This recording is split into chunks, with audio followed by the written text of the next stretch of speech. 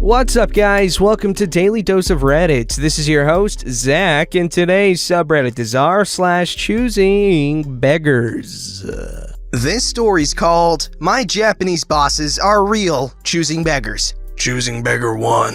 Choosing Beggar 2. Backstory. I work in a Japanese manufacturing company overseas as a translator. I'm a local employee, not Japanese. We have 4 Japanese managers, and I work under Choosing Beggar 2.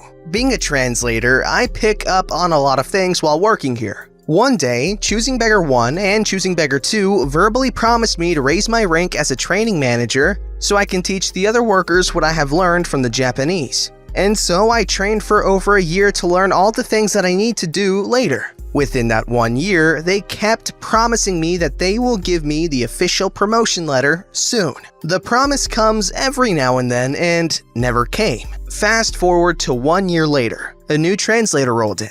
As soon as he took up the translator job, I started, based on the verbal promise, working on my new tasks as a training executive. It was okay until a few weeks later, and that new translator turned out to be a dud. He couldn't do Jonathan Feces. Choosing Beggars 1 and 2 immediately turned back to me to do translation jobs. At the same time, they wanted me to still perform my new duties as training executive. In other words, double the job, double the working hours, but no additional benefits whatsoever. So I told them the only reasonable response. Okay, I will help you, but let's get that useless guy out first and start recruiting a new person so I can get back to my new duties? Their response? No, we're keeping him. It's difficult to find a new translator. If you're keeping him, then use him. Why use me? Because you're better? Then what is he here for? I feel sorry for him, so let's just keep him. What is he gonna do then? Learn to translate. You'll teach him. Till when? I don't know. Then until he can do it, I will resume my old position? No, I want you to do your new duties too, because you're good at teaching. I'm basically doing 3 jobs? Yeah, but I know he can do it. That's when I know he has intended to keep the new guy just to give me false hope that one day I will be going back to doing 1 job. I wasn't taking any of that crap. So I ensured the next day the guy quits his job.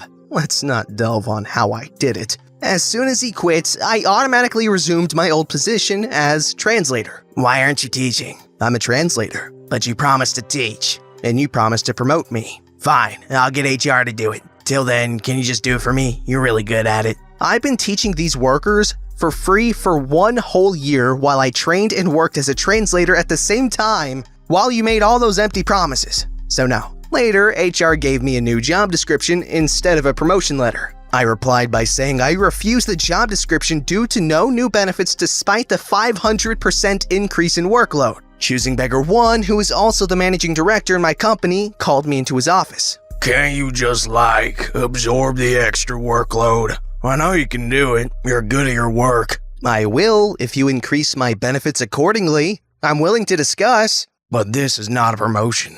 We're just changing your role.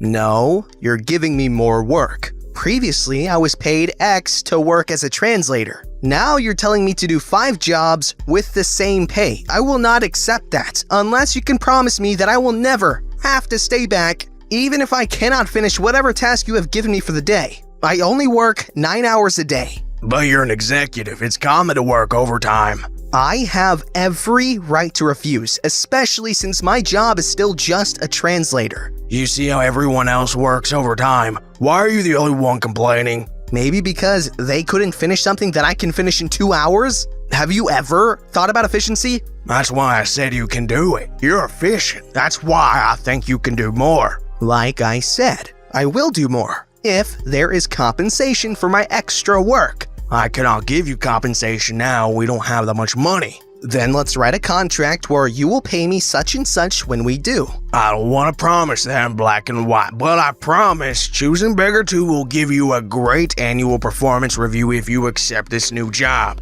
Then you can get a high bonus. I'm not interested in a performance review and verbal promises. Make it in black and white, and I prefer what I'm sure I can have, instead of future performance reviews that I cannot 100% confirm will benefit me accordingly. What? But don't you think about all the work experiences? They're valuable. I already have them. I'm ready to unleash my potential anytime as long as you're willing to compensate. promise me I never have to overtime.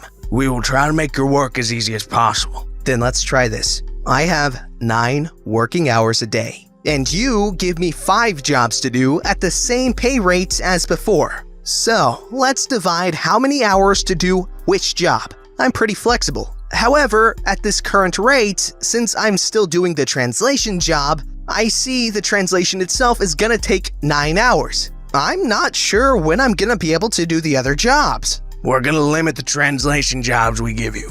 Make it in black and white. How much per day? Hour? Words? No, then we won't have enough to have you translate our meetings with the local workers. I'm pretty sure you have 5 other local employees who can speak Japanese. Why not just have them do it? Or at least let us take turns? I want you because your translation is the best. Uh-huh. Then let me stay as translator. But we also need a teacher. You're good at teaching. I have already stated what I want. If you don't like it, you can find someone else who is willing to do it. But you're the only one who can. As long as I don't sign the new job description, there is nothing you can do to me. And remember, you are in my country. I know our labor laws better than you do. You're not in Japan anymore where you can pressure anyone into suicide with your crazy working culture. Then I left the office. I actually have more stories on these Japanese bosses, but they're not choosing beggar related, so I will post them on r/rant or something. Sorry if it's boring. No, I found that really interesting because it was a lot of dialogue and it was actually well written, so I thank you for the good read because it was long. Not that I'm complaining. Man, you are in an amazing position to negotiate here because they obviously really need your skills because you obviously have a very hard to find skill set, and that is good, so you can probably negotiate yourself a hefty paycheck if you do your crap right.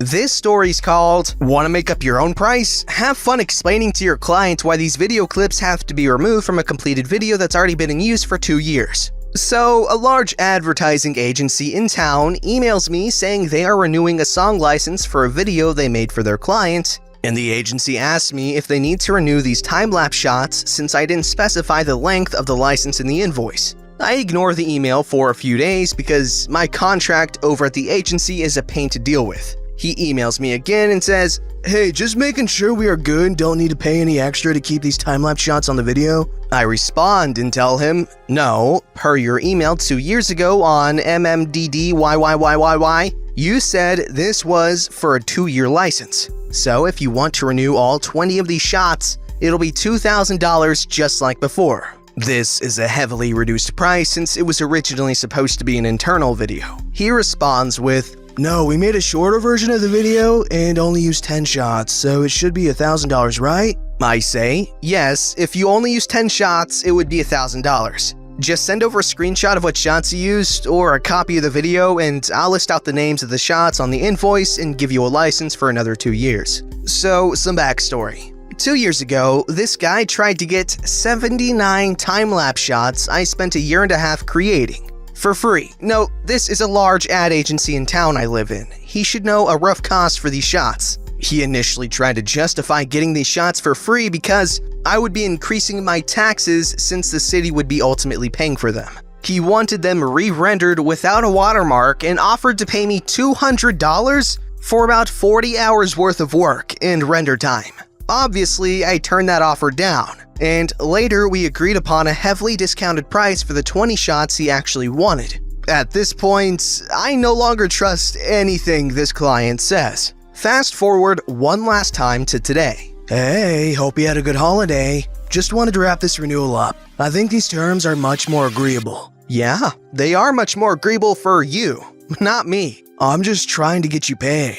Don't you want $1,000? I'm not interested. Please remove all of the time-lapse shots in question from the video. You're gonna turn this down over $300? Yep, I'm tired of dealing with this. You've tried to get something from me for nothing from the start of the project and you told me you want to renew 10 shots. Then, when you sent the video over so I could name the shots for the renewal, there were 13 shots in the video. I don't understand. That's okay, you don't have to. Have a nice day. Click. Conversation is paraphrased. If the client was asked, I'm sure I would be made out to be unreasonable. Geez, I'm usually pretty happy to negotiate, but when you ask me to render out 79 time-lapse shots, Without a watermark for free? Then, when I give you a heavy discount for the shots you actually want to use, and follow up with an email claiming I didn't give you a discount, and finally decide to make up your own price when it comes time to renew a license just because you think you can push people around, yeah, that's not gonna happen.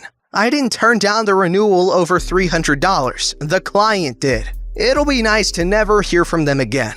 I'm sure I'll have questions as to why I'm trying to charge so much. Each time-lapse shot takes between 15 minutes for the shortest shot and 6 hours for the longest shot. Sometimes when I go out to shoots and once I render the shots, I'll realize there was something that didn't happen. Like a drawbridge never cycled, so I'll have to shoot it again another night. Each time I go out, I probably bring at least $8,000 worth of camera gear with me. The computer with the software required to render each shot cost at least $4,500. Also, if I add in the cost of having a car, gas, insurance, and paying me enough to be able to make these shots, it's not particularly cheap to make this stuff. Update. President of ad agency called me up today and was very polite. Offered more than I originally requested, turned down a higher offer, and agreed upon original price. President said he will speak to the employee. I have a new level of respect for the agency. First of all, respect to this guy for making it into the photography business. It's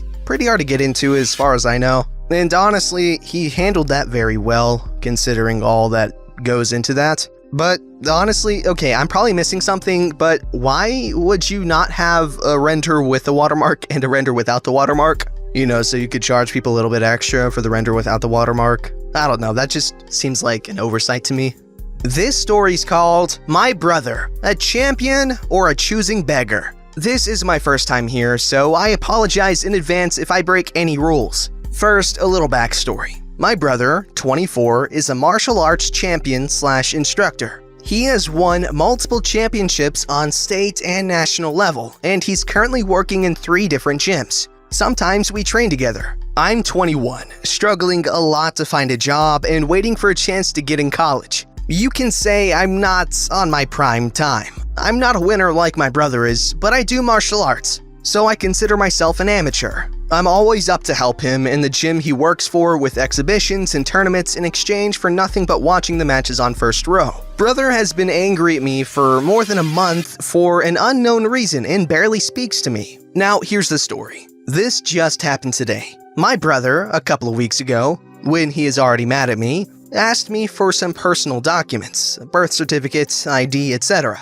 to sign me and his trainees up on a sports count from the government. This means the more people training in martial arts, the more budget for the sport in the next year. In exchange for this, the government gives an incentive in cash to all the athletes counted. He tells me I'm expected to have around $75 for being part of the count as a regular trainee, while he's expecting around $255 for being an instructor. I'm really okay with this. $75 is more than good for me being unemployed. So today we went to the local sports institute to pick up our money. There we got informed that the incentive will be given in checks so everyone's money is safe. I received my paycheck first, and it wasn't for $75 as we first thought. It was for $127. They gave me the amounts that only top performance athletes are entitled to. I was screaming internally of happiness when I saw the amount right next to my name. Then they proceeded to hand a check to my brother. It wasn't for $255 as we thought too.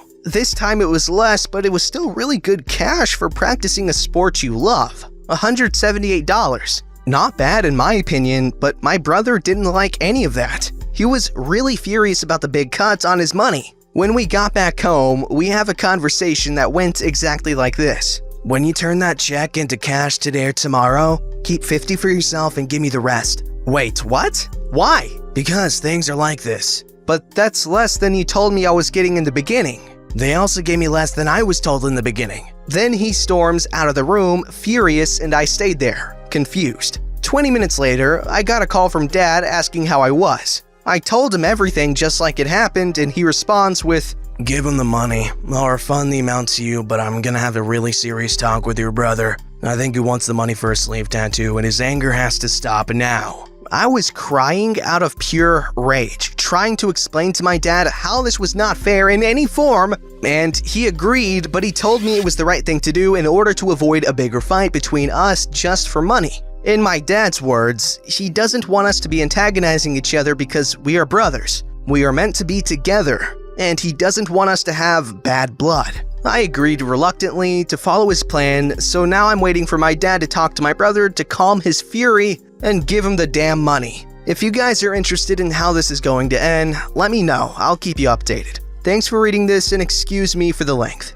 It's really sad seeing people get into squabbles over, I know it seems like a lot of money, but honestly, what is it? Freaking $70? Like, that's just ridiculous, given they're brothers, and martial arts is supposed to teach you discipline and a whole lot of other spiritual things if Karate Kid is anything to go by.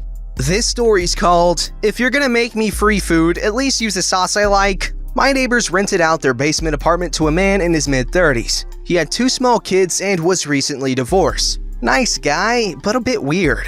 Also, kind of lonely and would chat forever any chance he got. Christmas time comes and he catches me going in the house and starts explaining how he had lost his job and that it sucked because he couldn't buy his kids gifts. I felt bad and went and got some presents for his kids. I dropped off a roll of wrapping paper and told him to sign the presents for him. He was grateful and nice. Over the next few months, his kids would come and borrow movies on their weekends and ask for some popcorn. Not a problem. Easter comes around and he explained that his car had broken down, so he had lost his job again, and asked if I'd help with gifts for the kids. Sure, every kid should get something. At this time, my husband has switched his shifts to nights. He wasn't home for supper and I found I had a lot of leftovers. I talked to the guy and explained that usually 2 times a week I could bring him supper to try to help.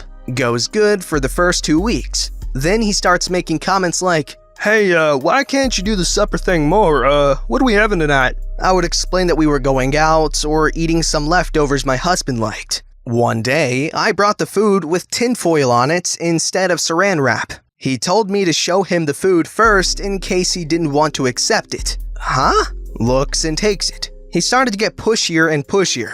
The final day, I had made wings and took them over. He gets visibly upset and goes off on a rant about how I knew by now he didn't like honey garlic. Why couldn't I be more considerate of his needs? Do I even care? I lost it. My kids like it. It is their freaking dinner. I told him I was done, and good luck with the groceries. He tried the gift thing again for his kid's birthday 2 months later. He was working by then, and I knew, considering that he sat out front drinking multiple beers every night, new shoes, etc. So he had money to buy his kid a present. Oh my gosh, okay, that was painful to read because, you try to help someone out and then they get really, oh god, it's so awkward, it's so gross. Don't forget to like, subscribe, and hit that bell to never miss an episode.